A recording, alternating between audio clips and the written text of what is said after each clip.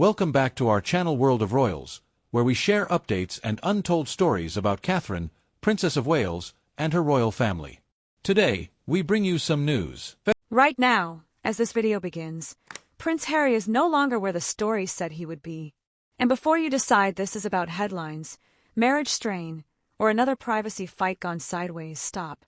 This is not that kind of exit. This is the kind that happens when staying carries consequences heavier than leaving.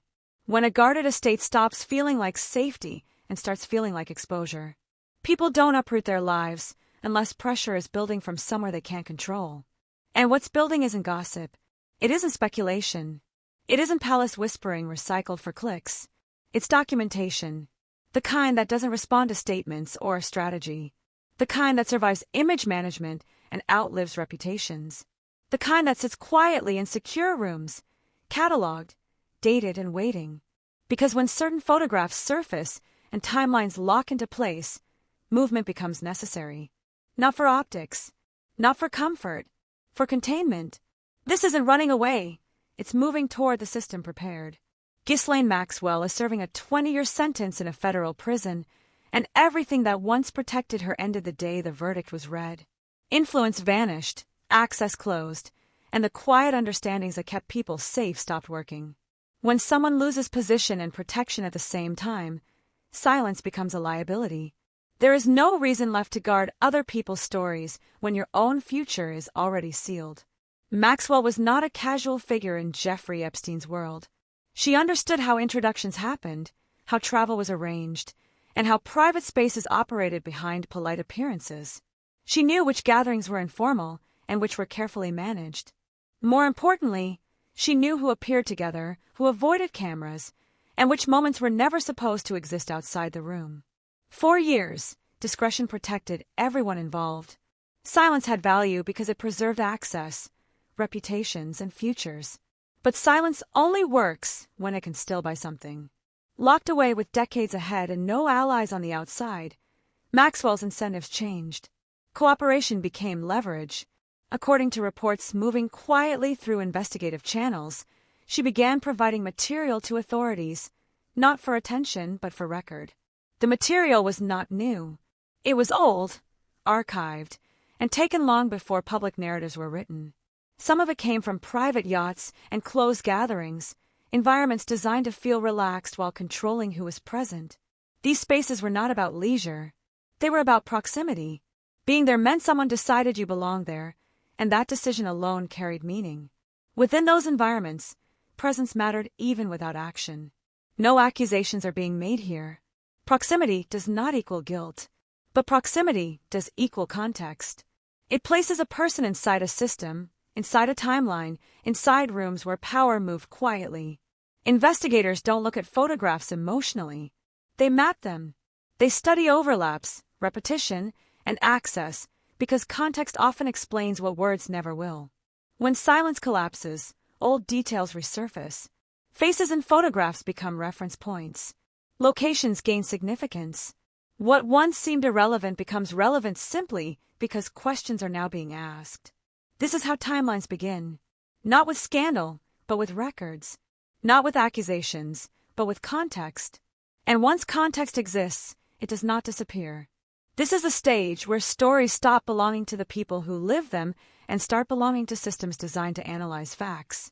Legal processes do not care about intention, branding, or reinvention. They care about placement, timing, and consistency. When archived material enters that process, it stays there. It gets cataloged, compared, and revisited as new information appears. Nothing needs to be proven for relevance to exist. Relevance is created the moment a name, a place, and a date intersect in a meaningful way. That is why old photographs matter, even when they explain nothing on their own. They establish presence. They anchor memory. And once anchored, memory becomes difficult to dismiss. And that is why this moment matters. Not because of rumors, but because records exist. Not because of headlines, but because silence no longer holds value. When the past is documented and the present is under review, movement becomes strategic. What happens next depends not on public opinion, but on what the record ultimately shows. That reality does not fade, even when attention shifts elsewhere over time itself. Long before yachts and private travel became part of the conversation, access was being built in quieter, more acceptable spaces. Rooms that didn't look dangerous. Places framed as social, creative, or professional. Private clubs where introductions happened without records and influence moved without attention. These environments didn't need to be illegal to be effective. They existed to connect people who normally wouldn't meet and to normalize proximity between ambition and power. She moved through those spaces consistently, not as the center of attention, not as the headline guest, but as someone whose presence added value to the atmosphere. Invitations came easily. Travel followed naturally. Appearances stretched across cities and events that required resources beyond what her public career would suggest. No one accused her of anything. No one raised alarms. People simply noticed and filed the observations away. That's how institutional memory works. When something doesn't quite align, it isn't challenged. It's stored. Years later, when context changes, those details return sharper than before. What once felt incidental begins to feel patterned. Movements that felt organic begin to look guided. Not sinister, but intentional. When she entered the royal sphere, that stored memory didn't disappear. It matured. Former acquaintances began replaying earlier moments, not with jealousy or malice, but with logic. Access that once seemed coincidental started to raise questions. Not about behavior, but about pathways. How did she move through those environments with such ease? How did certain doors open without visible effort? Royal institutions are familiar with this kind of scrutiny. History shows they rarely erase inconvenient pasts. They manage them. They absorb them quietly and redirect attention toward stability. Silence, ceremony, and routine do the work. The goal is not truth. The goal is continuity. But that process depends on alignment. It depends on discretion. It depends on the understanding that protection is mutual. When someone publicly dismantles the institution designed to shield them, the dynamic shifts. Protection becomes optional. Silence becomes conditional. At the same time, external pressure was building elsewhere. Civil cases brought uncomfortable realities into sworn environments. Names surfaced not as defendants, but as potential witnesses. That distinction matters. Witnesses are not accused. They are contextual. Their relevance lies in what they might know, not what they're alleged to have done. When a name appears in that context, investigators believe clarification is necessary. And clarification does not require guilt. It requires presence. It requires proximity. It requires timelines that intersect in meaningful ways. Once relevance exists, it cannot be undone by statements or image management. This is where perception changes. Not because new actions occurred, but because old ones became relevant. Silence that once protected now raises questions. Distance that once felt safe now feels exposed. The past doesn't change, but the lens does. And when that happens, people reposition. Not emotionally, strategically, because legal systems do not respond to narratives. They respond to records, to dates, to consistency. Once a timeline begins forming, it doesn't rush. It builds patiently, waiting for each piece to settle into place.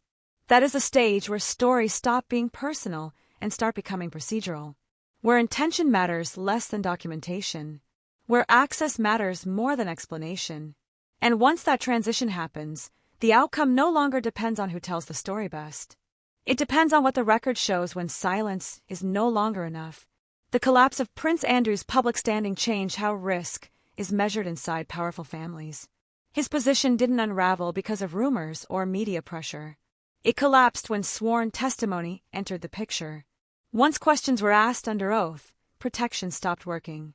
Titles didn't matter. Reputation didn't matter. Silence failed. The process moved forward without regard for image or legacy. That moment became a reference point. It showed what happens when informal protection meets formal scrutiny. Institutions do not hesitate when survival is at stake. They isolate the risk, contain the damage, and move on. Individuals become secondary to stability. That lesson was not lost on those paying attention. Prince Harry watched that process unfold closely. He saw how quickly distance replaced loyalty. He saw how decisively the institution acted. And he saw that once someone is no longer protected, the fall is not gradual. It is immediate. The system does not argue. It calculates. That context matters now. Because when legal attention shifts toward environments connected to your life, movement becomes strategy. Geography becomes leverage. Proximity becomes exposure. This is not about emotion or reconciliation. It is about positioning. When scrutiny moves from speculation to documentation, public narratives lose power. Legal systems do not respond to interviews, podcasts, or brand statements. They respond to jurisdiction, cooperation, and access to experienced defense structures. That is where institutional gravity matters. It exists for one purpose above all others: survival under pressure. Leaving that protection removes insulation. Returning toward it restores structure. Not comfort, not forgiveness. Structure. This is why timing matters. When archive material begins circulating among investigators, nothing happens quickly, but everything becomes permanent. Records do not disappear. They are logged, reviewed, and revisited as new context emerges. Once materials enter that system, they are no longer controlled by the people in them. They are controlled by process. Photographs become reference points. Locations become anchors. Names become nodes in a larger timeline. None of this requires accusations to function. It only requires relevance. That is why the central question is unavoidable. What was known, and when? Knowledge defines intent. Intent defines responsibility. And responsibility does not bend to personal narratives. If knowledge existed, choices were made. If knowledge did not exist, exposure still exists. Either way, the outcome converges. Fairy tales end not with scandal, but with clarity. Not with outrage, but with documentation. Once clarity begins forming, nothing external can stop it. Not popularity, not sympathy, not fatigue. Legal systems are patient. They wait. This is not about who the public prefers. It is not about loyalty or betrayal. It is about what happens when private histories intersect with formal inquiry. Once that intersection occurs, stories stop belonging to the people who live them. They belong to the record. And the record does not forget. It does not reinterpret itself. It simply waits until the right question is asked in the right room. When that happens, answers are required. Not explanations. Not narratives. Answers. That is a stage where silence no longer protects and movement no longer hides. It is where outcomes are decided quietly, without drama, and without regard for how carefully the story was once told. Right now, Harry is no longer positioned where his story was supposed to end. He is no longer playing the part of the man who escaped, rebuilt, and stood outside the system on principle. Instead, he has moved back toward the very structure he once condemned, sitting across from people he accused, asking for something he said he never needed. Protection, not from headlines, not from commentary, from the kind of scrutiny that turns memory into record and questions into testimony. The institution he described as restrictive is now the only framework capable of absorbing what comes next. And the silence he once rejected is now the only buffer left. Because cooperation has already begun. Materials have already been logged. Timelines are already aligning. And once formal process takes over, it does not pause for status or sentiment. It does not bend for reputation or reinvention. It continues until answers are fixed on record. The truth does not chase attention. It waits. And when the right question is finally asked, it responds without concern for how carefully the past was rewritten.